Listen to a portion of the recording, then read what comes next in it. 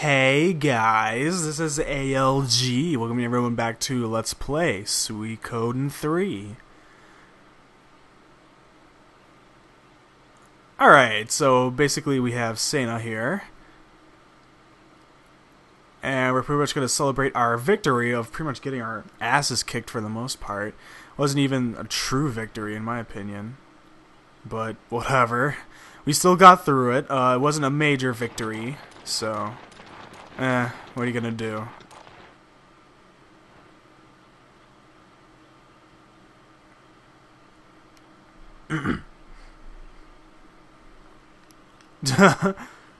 I guess. Oh yeah, you could have came a little bit sooner. So my failed tactics wouldn't looked as bad. Uh-oh. And now we enter that cutscene that we watched with Hugo's Chapter 3. So, yeah. And basically whatever you selected from Hugo's Chapter 3 will be played out here, I think.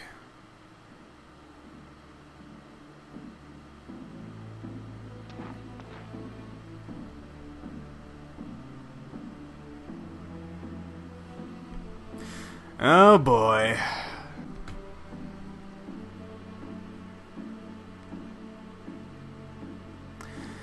Oh.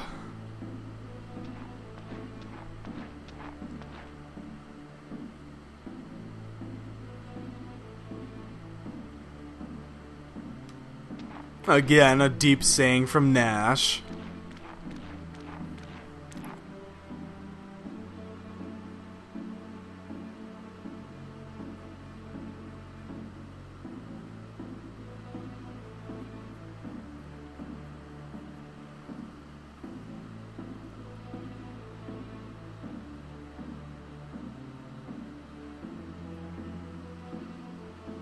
Oh, poor Hugo.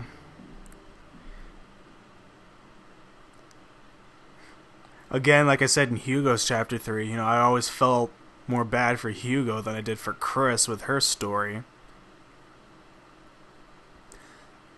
But, Chris has had a lot to deal with too, I guess.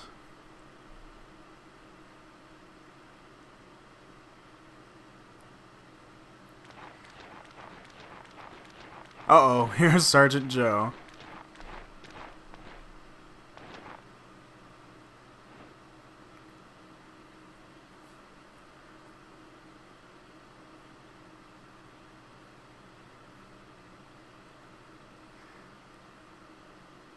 Oh, snap! Sergeant Joe reveals the truth.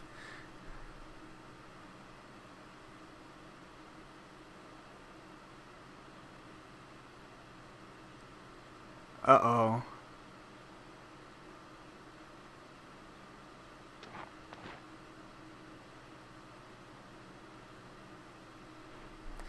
Yeah, Sergeant Joe, I mean, come on, you're almost as bad as Hugo back there, jeez.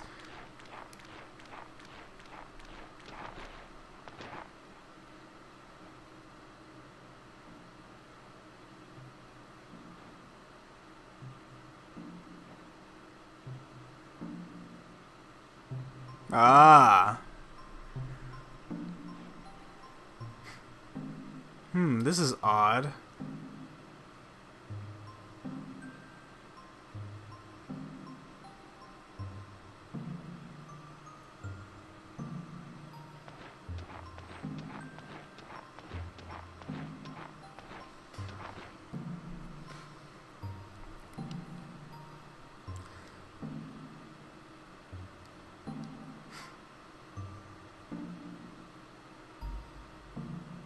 Oh, Lord. The Ironhead Chief. Oh my god, that is great.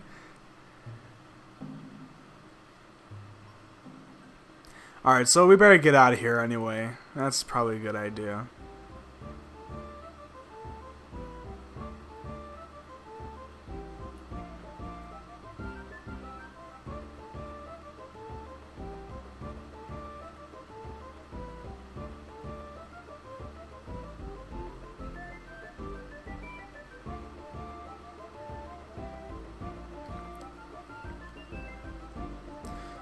Oh, he is with us. Wonder what she means.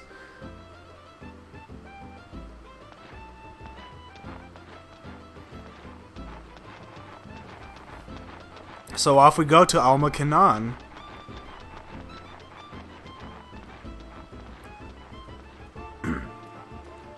Now, I must say about the Alma Kanan village, this is probably the biggest... don't forget about Fred and Rico. Yeah, they're going to be chasing after you too, so they're going to be in your party for the entire time. But the thing I like about the Alma Kanan village is that it's obviously the standout for this chapter, because this is a brand new place that we've never really been to yet. And it's actually a really nice place. Like, I really like it as a village. I mean, obviously, Chisa's Village is sort of kind of new if you're playing Chris's Chapter 3 first, but whatever. Alright, so Nash, Yumi, and yeah, pretty much.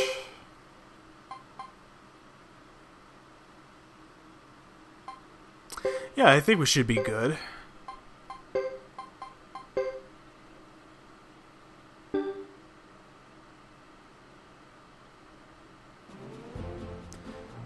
Alright, so we get Alma Kanan Village. Now, it's actually a very neat way on how to enter here. You have to enter Alma Kanan through the forest, which is kind of weird, I guess. But there's a certain path in this forest that you weren't able to access for a while because it would just keep sending you back for some weird reason. Well, it turns out that that same exact path is the actual path that leads to Alma Kanan. So we should be able to go through that path again now that we have basically earned it story plot wise, and since we have Yumi and Yoon here to pretty much show us the way, if you will.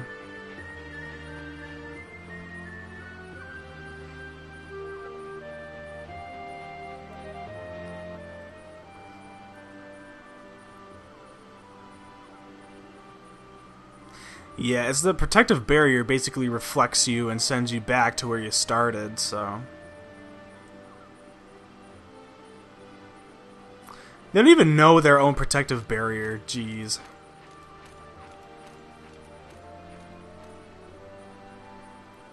Huh?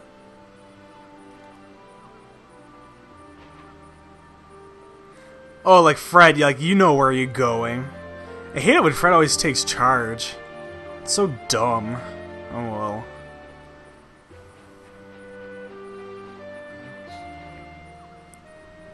Alright, so we got some interesting pathways going on here. I love Kaput like Forest. It's really peaceful.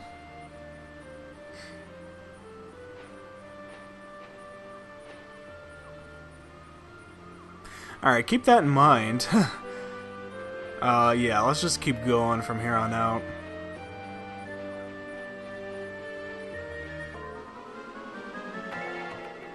Okay, so we got beetles. It's basically the same enemies that we encountered from outside of the pathway, so it's nothing big.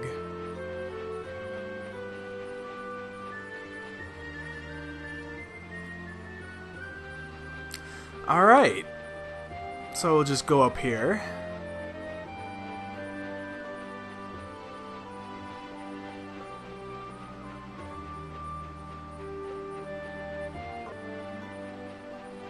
A random battle there.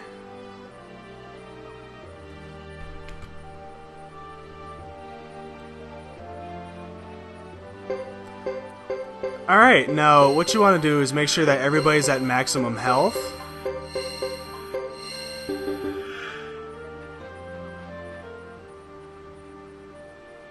And we should be all set. Ooh, look, more girls! Awesome.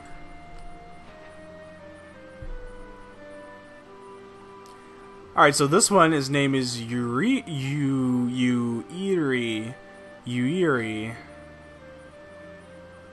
I'm Yuiri. Okay. Cool. I like your ponytail to the side.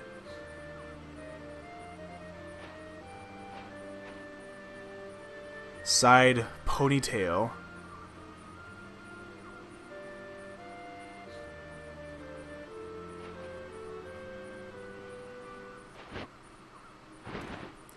What? Oh my god, it's Uber. It's Uber. Come to spoiling our party.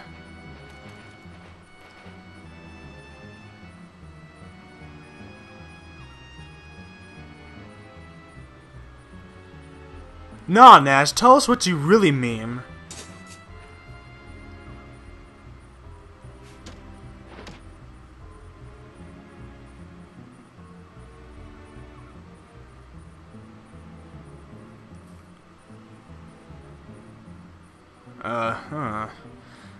Yeah, this guy has his head stuck up his ass. I'd say it'd be time to put him in his place for the scum that he is.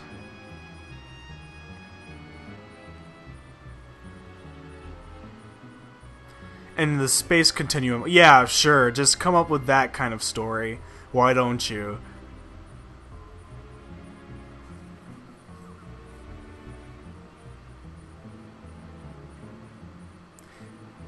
Yeah, like we would do that.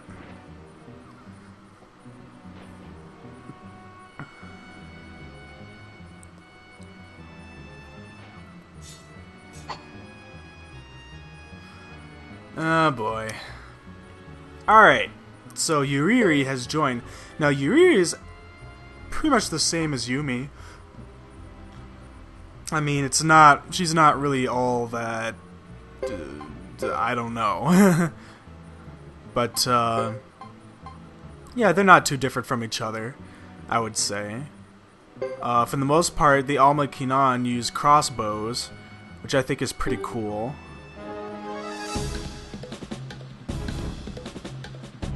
And yeah, there we go. And they're also pretty good mages for the most part, but most of you knew that already.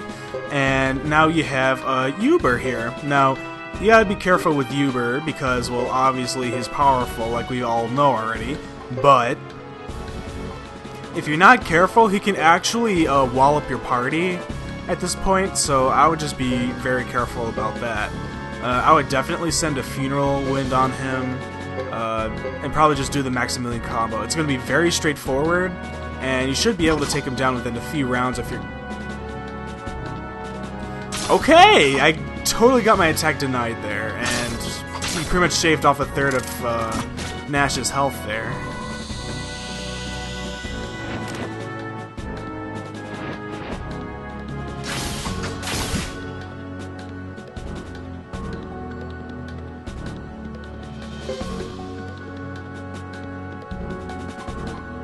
Okay, so, yeah. I don't think there's really much... Yeah... Let's just go ahead and...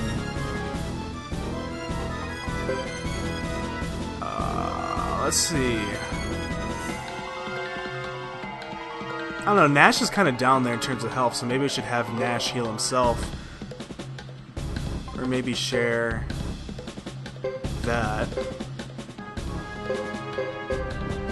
Alright, this Funeral Wind should really mess him up. Hopefully. One can only hope in this scenario.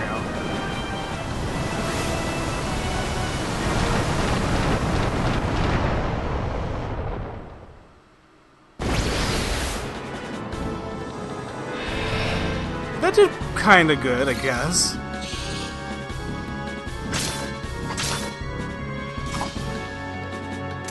Nice! Oh my god.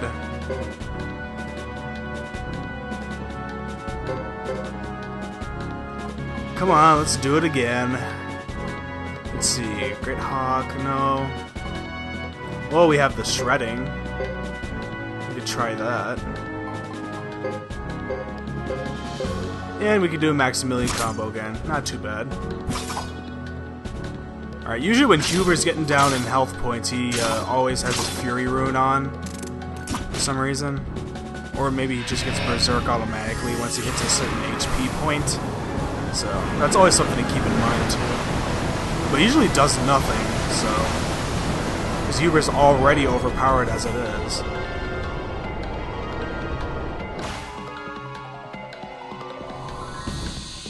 Yeah, he's down on his knees.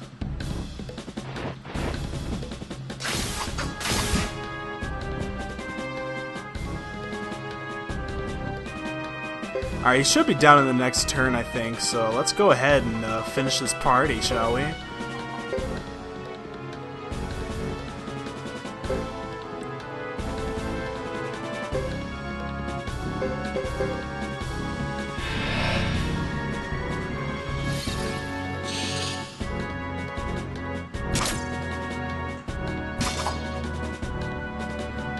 Oh, denied.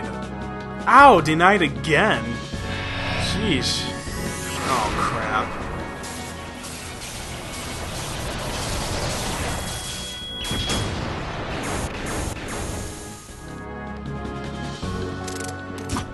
Oh, that didn't really do much. Well, so much for him being out in the next turn when he just denied, like, everybody's attacks. Jeez, this guy is a beast. Nope! Told you, it only took like one more hit. Nash for the win. Alright. That took care of that, I guess.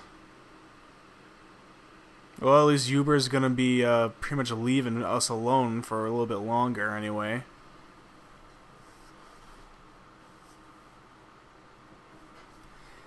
Cheating worms? How did we cheat exactly? I mean, you're the one that's like beyond hacks.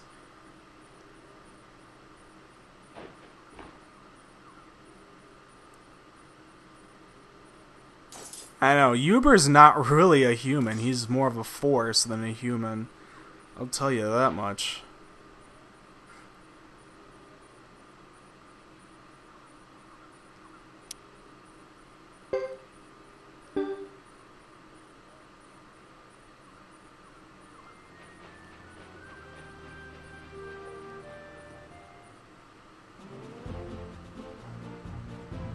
Okay, so now that we're done with that, yeah, that was one of the battles that I kind of said that was going to happen in advance, but there's actually going to be another battle that's going to be extremely tough, and luckily that one will be optional. However, the Uber one is mandatory. I think you do have to win that one, so...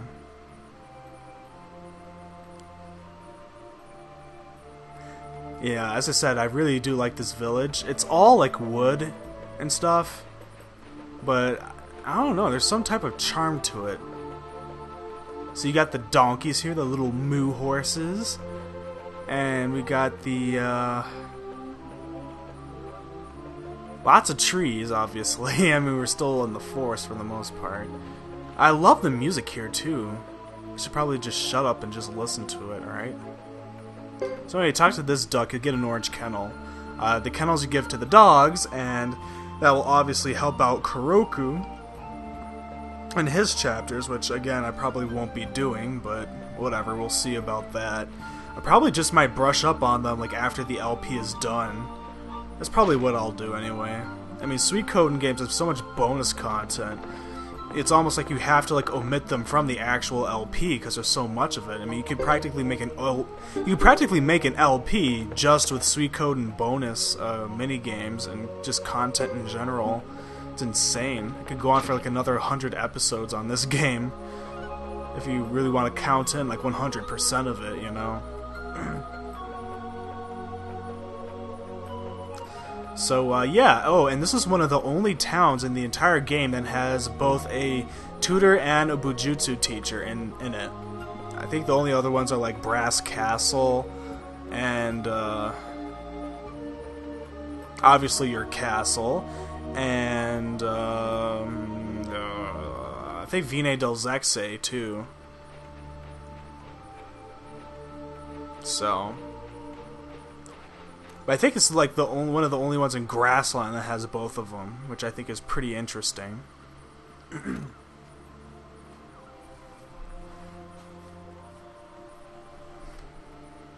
Yeah, do you eat your men like praying mantises? Oh.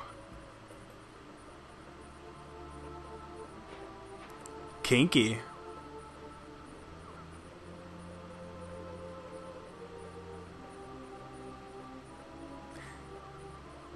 Yeah, but how do you live? Oh. Oh, okay. Alright. Yeah, it always made me wonder about the Viera from Final Fantasy XII. Because the Viera is an all-woman bunny clan, if you will, and it makes me wonder how they reproduce. Kind of weird how game logic settles in like that, but, you know, it's a video game, what do you expect, right? Not everything is going to follow the law of nature. So, they can only replicate it so much, but there's always the imaginary part that usually overrides everything else, and stuff like that.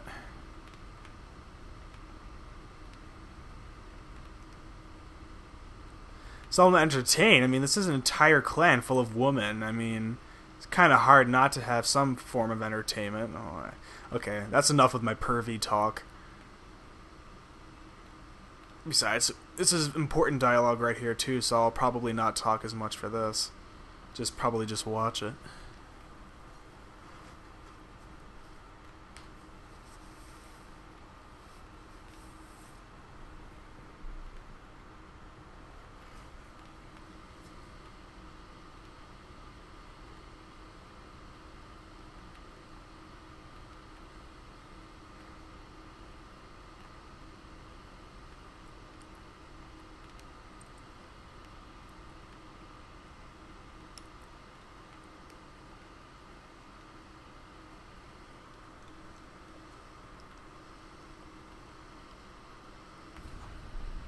Into the future!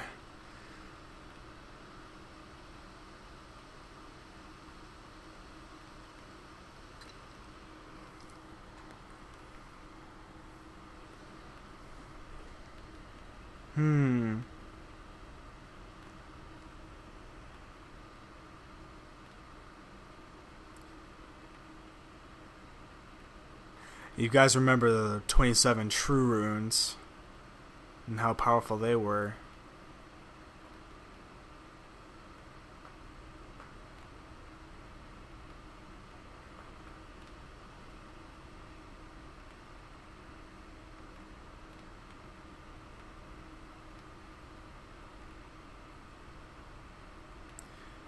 Uh-oh. Capri-san, what did you do now?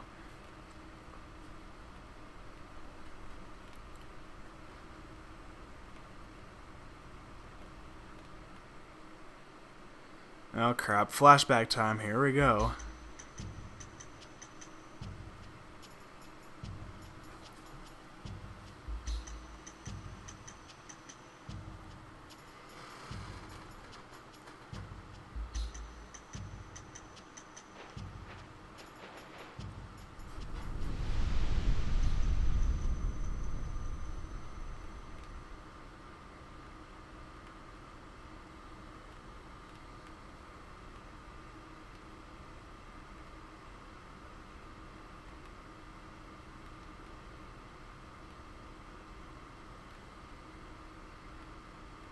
Ooh, 10 days? Wow.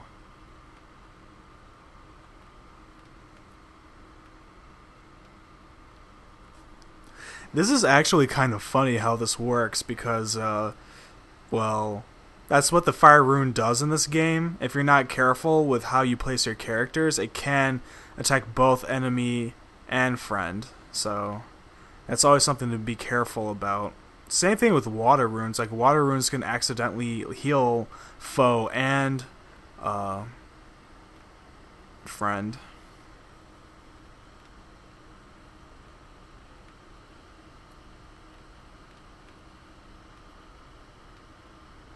How is it nonsense, Chris? I mean, don't you use runes?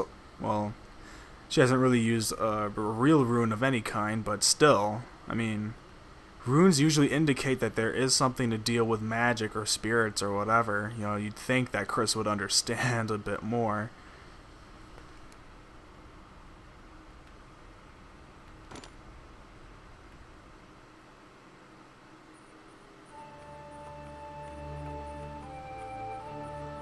Alright everybody, this is ALG signing off, and I will see you for the remainder of this little chapter. Bye-bye, people.